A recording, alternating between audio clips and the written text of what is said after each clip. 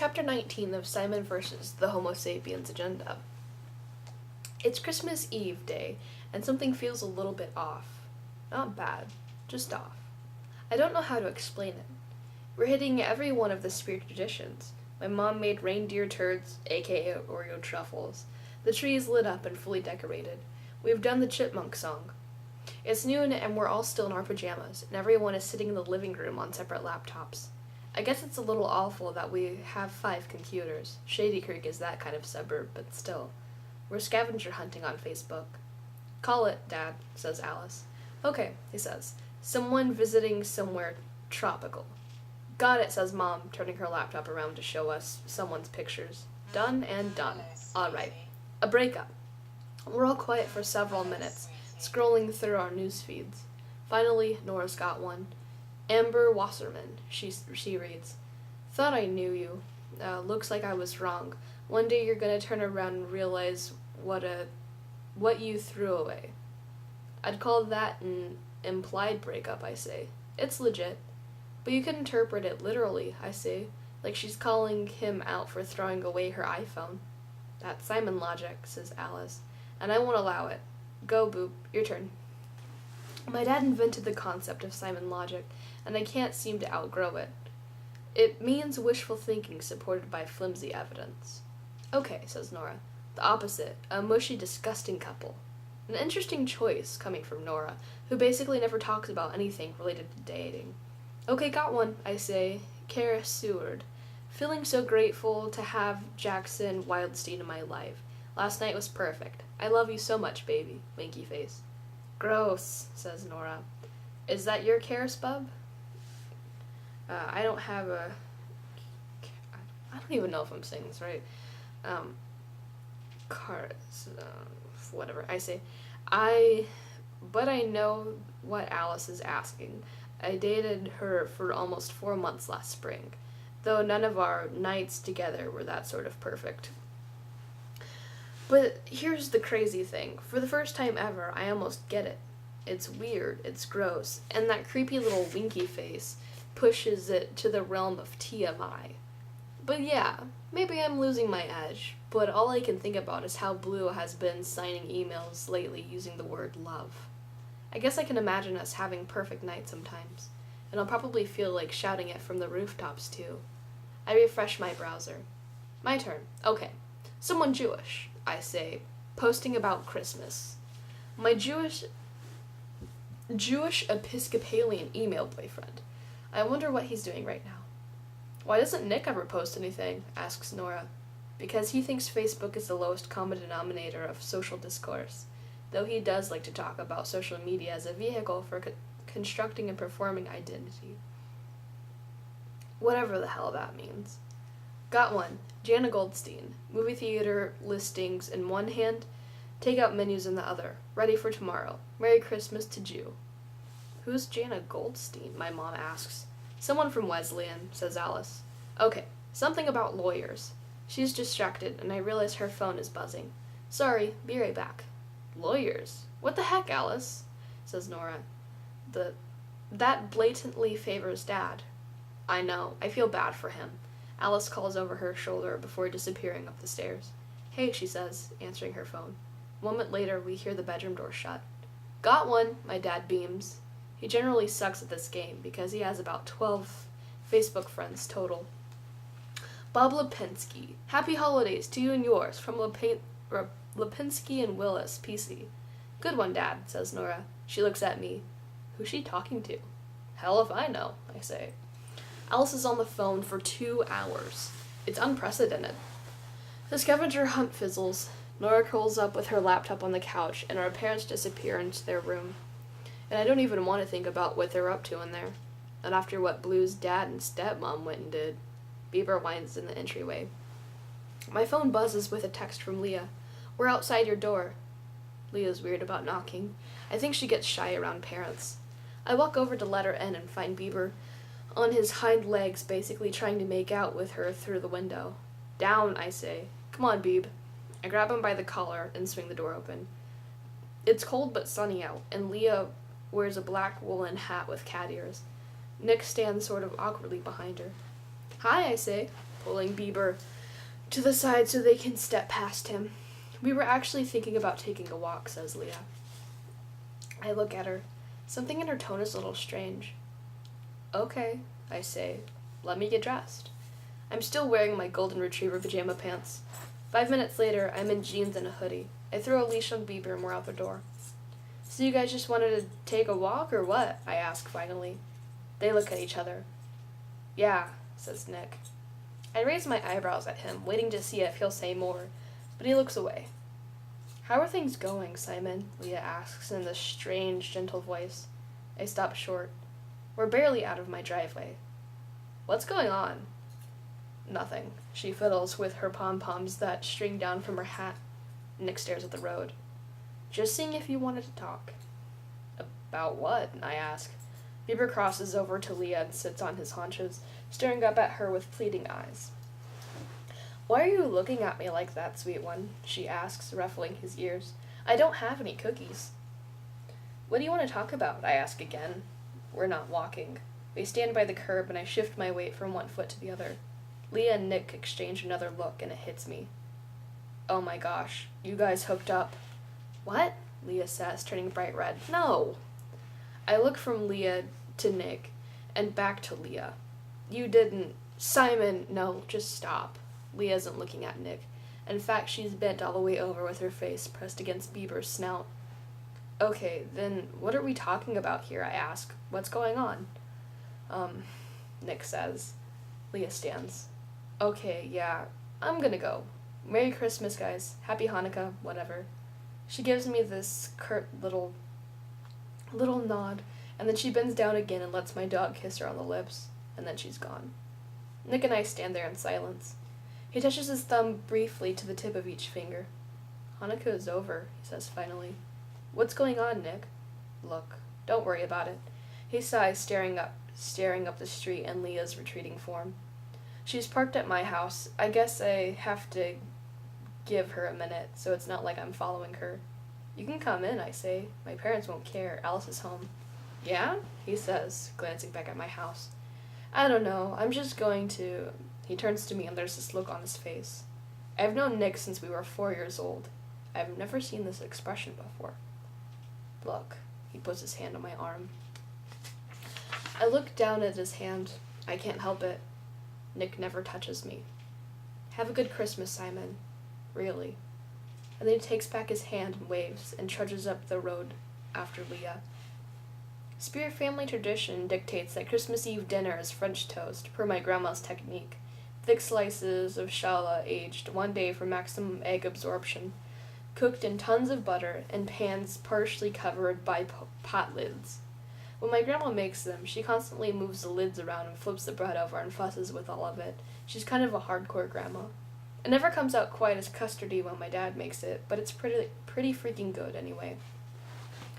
We eat it at the actual dining table on our parents' wedding china, and my mom brings out the manger scene centerpiece and rotates like a fan when you light the candle beneath. It's really hypnotic. Alice dims the lights and my mom puts out cloth napkins and everything feels really fancy.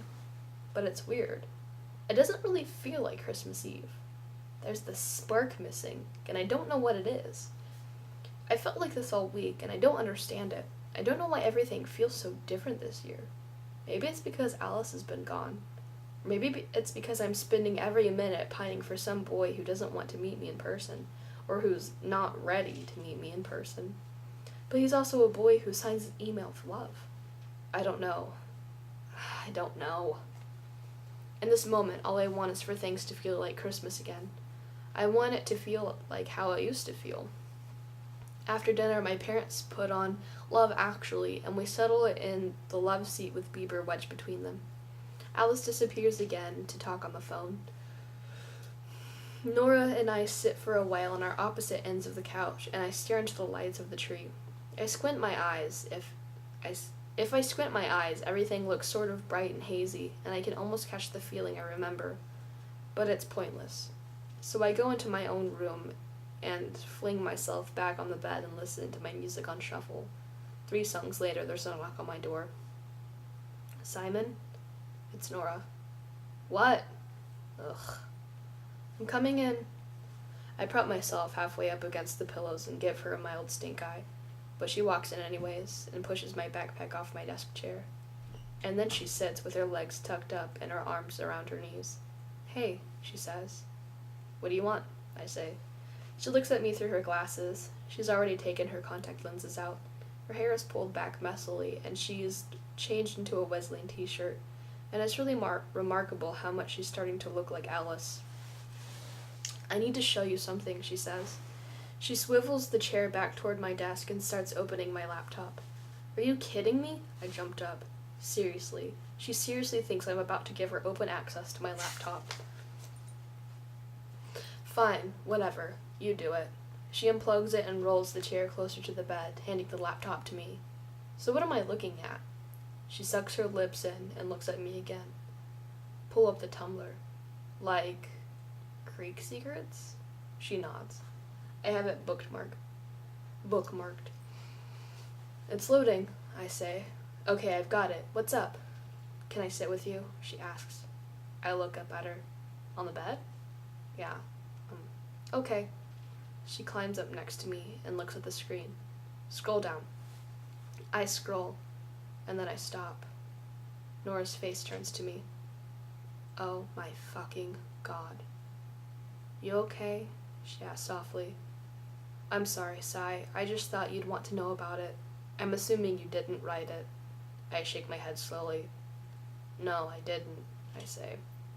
December 24th, 10:15 a.m. Simon Spears' open invitation to all dudes. Dear all dudes of Creekwood, with this missive, I hereby declare that I am supremely gay and open for business. Interested parties may contact me directly to discuss arrangements for anal butt sex, or blue jobs. But don't give me blue balls. Ladies need not apply. That is all. I already reported it, said Nora. They'll take it down. People have already seen it, though. I don't know. She's quiet for a moment. Who would post something like that? Someone who doesn't know that anal butt sex is redundant. That's so effed up, she said. I mean, I know who posted it, and I guess I should be grateful he didn't post one of his freaking screenshots. But honest to God, that sly fucking reference to blue makes him the biggest, most cavernous, gaping asshole who ever lived. God, what if Blue sees it? I slam the laptop closed and shove it into the chair. Then I lean my head back, and Nora scoots back against the headboard. The minutes tick past. I mean, it's true, I say finally. I don't look at her. We both stare at the ceiling. I am gay. I figured, she says. Now I look at her. Really? From your reaction. I don't know. She blinks. So what are you going to do about it? Wait for them to take it down. What can I do? But are you going to tell people? I think Nick and Leah already read it, I say slowly. Nora shrugs. You could deny it. Okay, I'm not going to deny it. I'm not ashamed of it. All right, well, I didn't know. You haven't said anything up until now. Oh my God. Seriously? I sit up. Yeah, you don't have a fucking clue what you're talking about. I'm sorry. Geez, Simon, I'm just trying to... She looks at me. I mean, it's obviously not something to be ashamed of. You know that, right? And I think most people are going to be cool about it. I don't know what people are going to think about it. She pauses. Are you going to tell Mom and Dad? And Alice? I don't know, I sigh. I don't know. Your phone keeps buzzing, Nora says. She hands it to me. I've got 5 texts from Abby. Simon, are you okay? Call me when you can, okay? Okay, I don't know how to say this, but you should check the Tumblr. I love you. Please, no, I didn't tell anyone. I would never tell anyone. I love you, okay? Call me. And then it's Christmas. I used to wake up at 4 every year in a total frenzy of greed. It didn't matter how thorough I had been about poking for clues, and make no mistake, I was thorough. But Santa was a ninja. He always managed to surprise me. So it looks like I got one hell of a Christmas surprise this year, and good fucking tidings to you too, Martin. At 7:30 I walk downstairs, and everything inside me twists and clenches. The lights are still off, but the morning sun is bright through the living room windows, and the tree is fully lit. 5 overstuffed stockings lean up against the couch cushions, too heavy for the mantel. The only one awake is Bieber. I bring him out for a quick pee and give him his breakfast, and then we lie together on the couch and wait. I know Blue is at church right now with his mom and uncle and cousins, and they all went last night too. He's basically putting in more church time over the past 2 days than I have in my entire life. It's funny. I didn't think this was going to be a big deal, but I think I'd actually rather be at church than here, doing what I'm about to do. By 9, everyone's awake and the coffee's on, and we're having cookies for breakfast. Alice and Nora are reading stuff on their phones. I pour myself a mug of coffee and an avalanche of sugar. My mom watches me stir. I didn't know you drink coffee. Okay, this. She does this every freaking time. Both of them. They put me in a box, and every time I try to nudge the lid open, they slam it back down. It's like nothing about me is allowed to change. Well, I do. Okay, she says, putting her hands up like, whoa there, Buck. That's fine, Cy. It's just different. I'm just trying to keep up with you. If she thinks me drinking coffee is big news, it's going to be quite a fucking morning. We turn to the pile of presents. Blue told me that in his family, presents are opened one at a time, and all the cousins and everyone else just sit there and watch each other do it. And then after a few rounds of that, they stop for a while and have lunch or something. It's just so civilized. It takes them all afternoon to clear out the Christmas tree. Not so with the Spears. Alice works her way underneath the tree in crouched position and starts passing bags and boxes down the line, and everyone talks at once. A Kindle case? I don't have a... Open the other one, honey. Hey, Aurora coffee. No, put it on the other way, boop. Everyone wears these at Wesleyan. And in 20 minutes, it's like freaking paper source exploded all over the living room. I'm on the floor leaning into the front of the couch when winding the cords of my new earbuds around my fingers. Bieber tucks a bow between his paws, and he nips and tugs on it, and everyone's just kind of draped over various pieces of furniture.